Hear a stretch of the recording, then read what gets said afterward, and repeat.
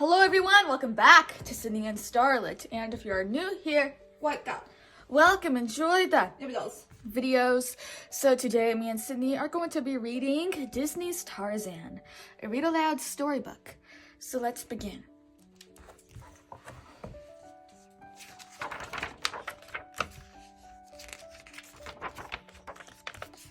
The Ape Mother. A baby's cry drew Kala away from her ape family. The cry was coming from a strange house high up in a tree's branches. Inside the house, Kala found the baby. When she held him, he stopped crying and began to laugh with her. Suddenly, Sabor, a ferocious leopard, sprang at them. Kala risked her own life to save the baby. Kala brought the baby back to her family.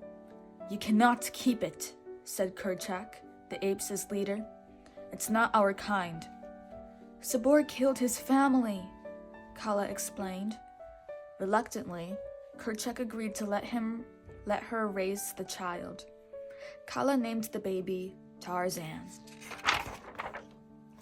As they grew, Tarzan tried to fit in with his ape family. "I'd love to hang out with you," his friend Turk told Tarzan, "but the guys, they need a little convincing." "What do I gotta do?" asked Tarzan, gamely. "Well, you gotta, go get an elephant hair," Turk said. To Turk's surprise, Tarzan leaped from the cliff and swam toward the huge creatures. When Tarzan grabbed an elephant's hair, all the elephants began to trumpet and scramble about in fear. They started to stampede.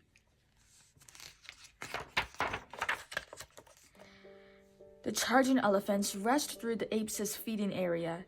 Kerchak leaped to rescue a baby ape just in time. At the water's edge, Turk ran to Tarzan. "Come on, buddy," she cried. "Don't die on me." As Tantor, a baby elephant, looked on worriedly, Tarzan revived.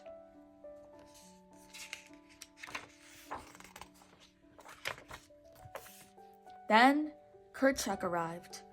Tarzan took all the blame for the stampede. "Tarzan will never fit into this family," Kerchak shouted at Kala.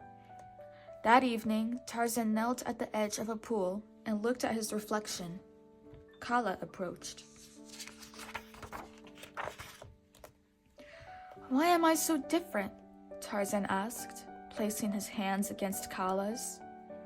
Kala gently put her son's head to her heart. "Inside, we're the same," she said. "Kerchak just can't see that." Tarzan smiled. "I'll make him see it," he said. "I'll be the best ape ever." As Tarzan grew, he learned to swim like the hippos, swing from vines like the monkeys, and surf along mossy tree limbs. And when Sabor attacked the apes, Tarzan swung to rescue with his spear and saved Kerchak's life. Tarzan lifted the slain leopard and let out a victory yell. Respectfully, Tarzan laid the slain leopard at Kerchak's feet. Then a gunshot rang out. Kerchak hurried the apes deeper into the jungle, but Tarzan was curious. He searched for the creature that had made the strange noise. Strangers in the jungle. From a treetop, Tarzan studied the first humans he had ever seen. "Mr. Clayton, your gunshots may be scaring off the gorillas," Jane said to her guide. "Look, a gorilla nest!"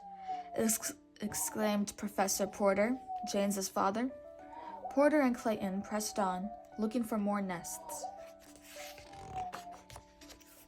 As Jane sketched a baby baboon, the small creature grabbed the picture from her. Jane snatched it back, and a group of angry baboons began to chase her. She turned and ran from the mob when, whoosh! Tarzan swooped her into the air. Safe at last, Tarzan looked at Jane intently. Then he placed his hand against hers. She was like him. Tarzan pointed to himself. "Tarzan," he said. "Jane," she replied, pointing to herself. "Jane," Tarzan repeated, smiling. Meanwhile, Turk, Tantor, and their friends had found the humans' camp. Turk touched the typewriter. Another ape dropped a plate. The new sounds were fun. "I feel like something happening here," cried Turk. She was rollicking to an all-out jam session with Tarzan, and Jane arrived. When Tarzan led Jane into the camp, she was surprised to see how he greeted Turk. "He's one of them," Jane gasped. Then an angry Kerchak arrived, and Tarzan had to leave with his gorilla family. Kerchak ordered the gorillas to stay away from the strangers. Tarzan objected. "They mean us no harm." Then Tarzan turned to his mother. "Why didn't you tell me there were others like me?" he asked. But Kala did not answer him. The next day, Tarzan returns to the humans' camp. Tarzan fascinated Professor Porter. "He moves like an ape but looks like a man," Porter exclaimed. Jane and her father taught Tarzan about the human world. Tarzan, who could imitate almost any animal in the jungle, was now quickly learning English. Tarzan showed Jane his world too. One day, when Tarzan arrived at the camp, he realized that Jane was leaving. The boat had arrived to take her back to England. Clayton told Tarzan if only she could have spent time with the gorillas. "Then Jane would stay?" Tarzan asked. Clayton nodded, smiling slyly. "I'll do it," said Tarzan. So Turk and Tantor distracted Kerchak while Tarzan led Jane and the others to meet his ape family. Two worlds meet.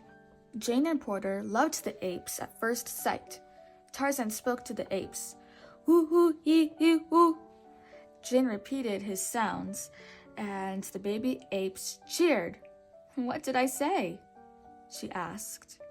"That Jane stays with Tarzan," he replied with a grin. Then Kerchak returned.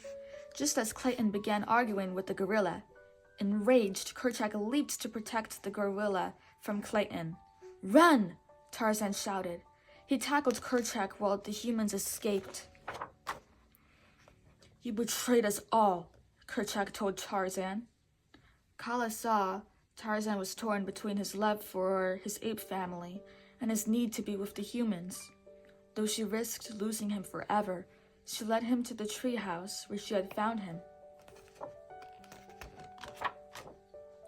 Tarzan, dressed in his father's clothes, embracing Kala, he said, "No matter where I go, you will always be my mother." Tarzan ran to the beach to catch up with Jane. Boarding the ship, Tarzan cast a sad glance back at his jungle home. "Tarzan!" Jane cried in warning, but it was too late. Clayton and his evil companions ambushed Tarzan. Clayton revealed his terrible plan. He wanted to capture the gorillas and sell them. Tarzan yelled in anguish. He had betrayed his family. Tarzan's cry echoed deep in the jungle. Hearing it, Tantor charged to the rescue with Turk in tow. With a crash, Tantor broke through the ship's deck. Freeing Tarzan and the others, Tarzan swung quickly to the apes' nesting area, but Clayton had already captured Kerchak. As Tarzan freed him, Kerchak said, "You came back." "No, I came home," Tarzan replied. Jane and Porter arrived with Turk and Tantor. Jane swung down on a vine and knocked one of Clayton's thugs aside. "I'm going to have you out of this in a second," she told Kala. As Jane freed Kala, a shot rang out. Clayton had shot Tarzan in the arm. Clayton fired again, but this time, Kerchak leaped between Tarzan and the bullet. Wounded, the large ape fell to the ground. Now it was up to Tarzan to protect his family. Tarzan led Clayton up into the tall jungle trees. Lunging at Tarzan, Clayton fell to his death. Tarzan ran back to Kerchak.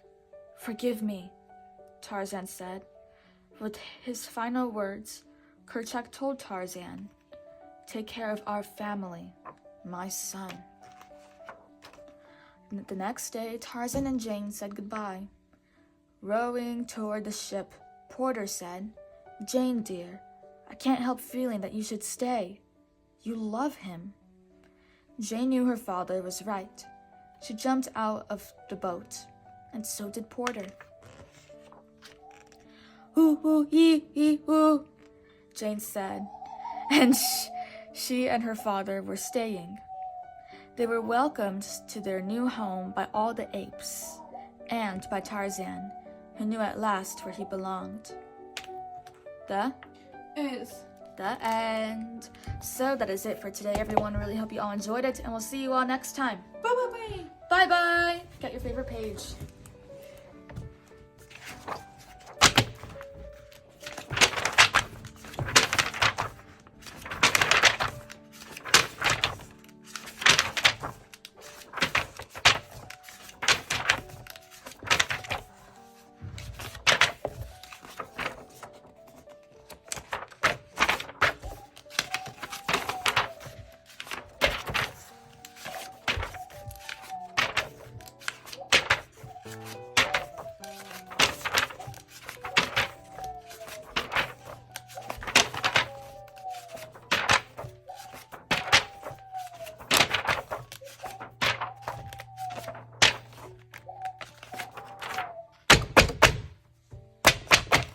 Who's your favorite character? Jane. Say. Jane. Bye-bye.